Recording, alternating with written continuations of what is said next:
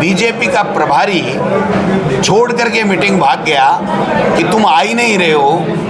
राजस्थान की विधानसभा से सरकार कोई जवाब नहीं दे पाई और विधानसभा स्पीकर एक जासूस बनकर के हमारे कैमरे लगा रहा है, हिडन कैमरे, जिससे सदन स्थगित के बाद में भी उनकी वॉइस रिकॉर्ड की जा सके, उनकी गतिविधियों पे नज़र रखी जा सके। हम लोग जल्दी ही हमारी जितने भी महिला जो सदस्य हैं वो प्रेस कॉन्फ्रेंस करेंगी और वो ये इनको बताएंगी कि आप हमारी विधानसभा अध्यक्ष जी जासूसी क्यों कर रहे हो। ये सारा का सारा मोदी सरकार की सह के ऊपर, मुख्यमंत्री की सह के ऊपर और आरएसएस की सह के ऊपर हमारा विधानसभा का स्पीकर कर रहा है। आज हमें पता चला है, जूली साहब ने पूरी निगरानी कर रखी थी, आरटीआई लगाई है कि उन्होंने जो एक्सेस अपने रेस्ट रूम में जो सेट कर रखा था उसकी केबल उखाड़ी जा रही है, वापस लिपाई की जा रही है, वहाँ से सिस्टम को हटाया जा रहा है। इनकी चोरी पकड़ी गई है। जैसे राहुल जी ने मोदी जी की चोरी, वोट चोरी पकड़ी, वैसे हमने इनकी जासूसी की चोरी पकड़ ली है टीकाराम जूली जी ने।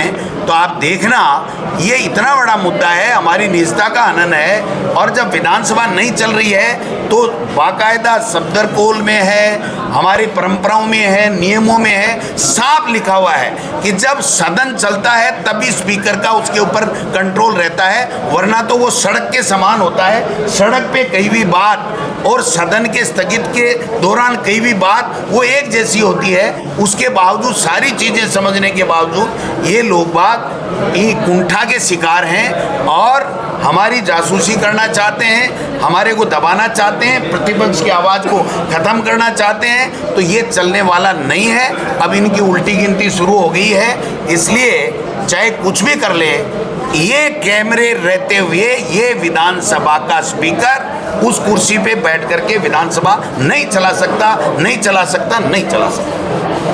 एक भारत पाकिस्तान पे वैसे तो कहता है कि हम बातचीत नहीं करेंगे, द्विपक्षीय बातचीत नहीं करेंगे। एक एशिया कप में मैच खेल रहे हैं जबकि दुनिया कह रही है कि बाइकआउट करो, बाइकआउट करो। क्रिकेट का? हाँ।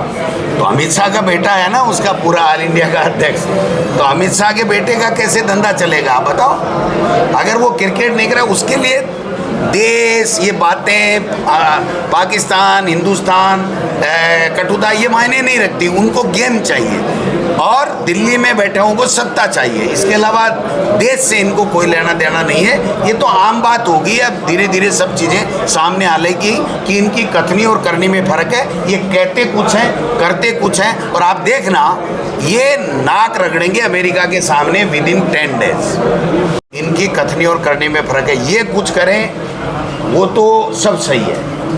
इनके नेता तो सारे हरिश्चंद्र हैं और हमारे सारे नेता चोर हैं। उनके ऊपर ईडी इनकम टैक्स आना चाहिए। ये पहले दिन से चल रहा है। इसीलिए तो कह रहे हैं कि संविधान को नहीं मानते हैं, लोकतंत्र को कमज़ोर करते हैं, विपक्ष की आवाज़ दबाते हैं। और विपक्ष किसकी आवाज़ बनता है? जनता की आवाज़ बनता है और जनता की आवाज़ को दबाने का काम करते हैं। और ये जो बेवजह के मुद्दे हैं उनको लेकर के देश के जो प्रमुख मुद्दे हैं, जो समस्याएं हैं, जो लोगों के मुद्दे हैं, उनसे ध्यान भटकाने का काम ये लोग बाग करते हैं और उसी श्रृंखला में ये लोग बाग कर रहे हैं। क्या जूली जी का मुद्दा सड़कों पे आएगा? कांग्रेस सड़कों पर लेके आएगी जो आरोप उन्होंने लगाया सीरियसनेस? देखिए, ये तो 100% आएगा। ये जूली जी का मुद्दा नहीं है।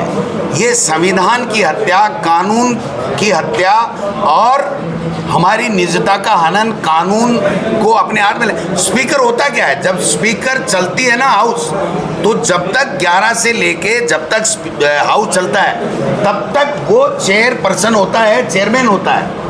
उसके अलावा तो हम जैसा ही विधायक है। कौन सी शपथ ली है उन्होंने?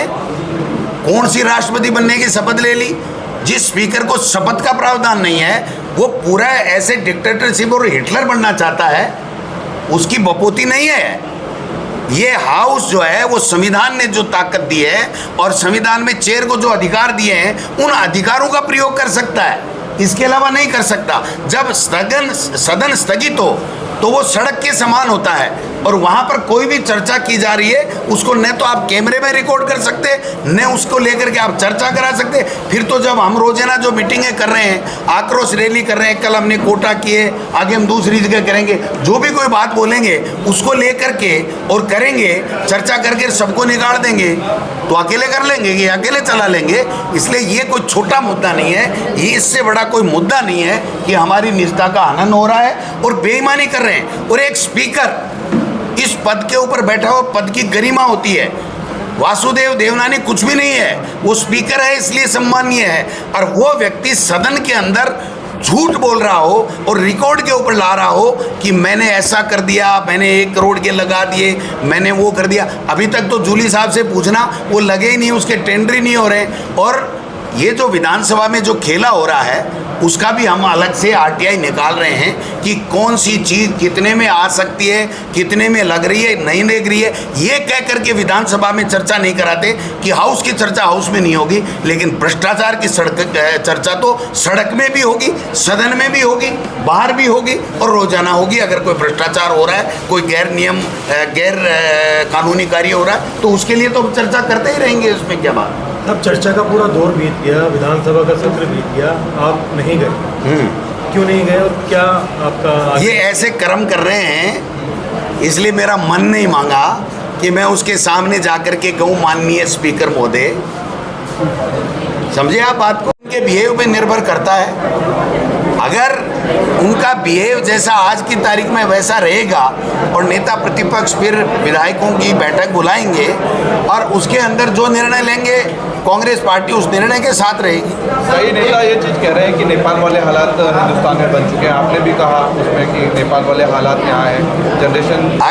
अगर आवाज़ दबाई जाएगी, मीडिया की आवाज़ दबाई जाएगी, जनप्रतिनिधियों की आवाज़ दबाई जाएगी, विपक्ष को बोलने नहीं दिया जाएगा, भयंकर करप्शन किया जाएगा, ईडी, इनकम टैक्स, सीबीआई का दुरुपयोग किया जाएगा और ईमानदार लोगों को बदनाम करने का षड्यंत्र रच करके उनको जेलों में डाला जाएगा और खुला भ्रष्टाचार किया जाएगा, लोकतंत्र को कमज़ोर किया जाएगा, संविधान को ख़त्म करने की साजिशें रची जाएंगी, तो कुछ भी हो सकता है भाई साहब। इसमें क्या बात है? वहाँ भी तो हुआ ही है ना।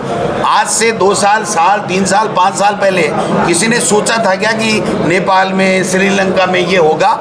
तो ये हर व्यक्ति को, हमारा लोकतंत्र मजबूत है, हमारा संविधान मजबूत है और हमारा लोकतंत्र और संविधान को हम आँच नहीं आने देंगे। इसके लिए कांग्रेस को चाहे कितनी भी बड़ी बलिदान या त्याग करना पड़े वो करेगी। हम चाहेंगे, कांग्रेस चाहेगी कि वैसे हालात हमारे यहाँ नहीं हो, इसके लिए हमें कोई भी कुर्बानी देनी पड़ेगी तो हम देंगे।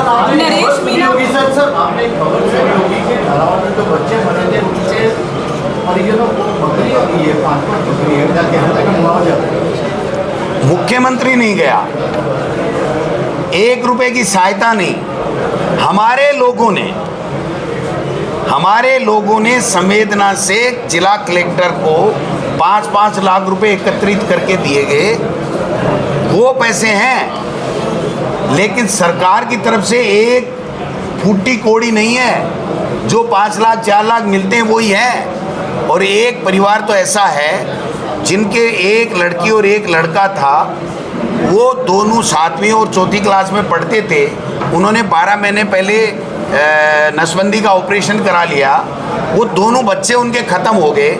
जब मैं गया तो वो फूट फूट के रोने लग गए कि हमारा अब कौन है। ऐसे में भी मुख्यमंत्री वहाँ नहीं गए, जो सुरेंद्र मोगा शहीद हुआ वहाँ नहीं गए। ओम बिरला जी के चाय कॉफ़ी ठंडा पीने चले जाते हैं, दूसरे के मोहन भागवत जी के 3 दिन प्रणाम करने चले जाते हैं। लेकिन अतिवृष्टि में 200 लोग मर गए। न तो आपदा मंत्री एक के घर गया, न इनके प्रभारी मंत्री एक के घर गए, न मुख्यमंत्री ने एक शब्द अपने ट्वीट में भी नहीं कहा। ये तो किरोड़ी लाल जी है जो मुख्यमंत्री जी की पर्ची बदलने के चक्कर में सही बात बता रहा है कि 200 मर गए हमारी अतिवृष्टि में। मुख्यमंत्री ने तो आज तक ये नहीं कहा कि हमारे यहाँ 200 व्यक्तियों की जानें चली गई, उनके लिए हम ये पैकेज देने वाले हैं, उनके लिए ये संवेदना हमारे शब्द। एक वर्ड बता दो आप। तो वो तो कह रहा है मगरमच्छों को पकड़ेंगे, मगरमच्छों को पकड़ेंगे। अब पकड़ दो तो पकड़ किसने रखा आपको? पकड़ाओ, लेकिन काम तो करो। दिल्ली की पर्ची के बगैर वो कुछ भी नहीं कर सकते, ये मैं कहना चाहता हूँ। प्रधानमंत्री नरेंद्र मोदी का जिस तरह के हालात से वो नजर आए थे उसके बाद सब कुछ जला के, सब कुछ खत्म करके, और जब गद्दी पे आँच आने लगी तो मैसेज देने के लिए गए हैं, न कि हमदर्दी से गए। अगर हमदर्दी के लिए जाते, कोई पैकेज लेके जाते, कानून व्यवस्था ठीक करने के लिए जाते तो 2 साल पहले जाते, आज नहीं जाते। आज उनकी गद्दी पे आँच आ रही है, इसलिए उन्होंने ये नौटंकी की है कि मैं वहाँ जाके मैसेज दे दूँ। या तो डर के नहीं गए, या उनको चिंता नहीं, मणिपुर जले, माता बहनों की इज्जत लूटे, उनके गोलियां मारें, उनकी हत्याएं करें, या तो वो बात है, और या फिर ये है। इसका मतलब यही है, प्रामाणिक रूप से बात यही है कि उनकी गद्दी को खतरा है, इसलिए वो मैसेज देने के लिए वहाँ गए। उनके मन में कोई संवेदना उनके प्रति नहीं। कांग्रेस की ओर से जो टीआई का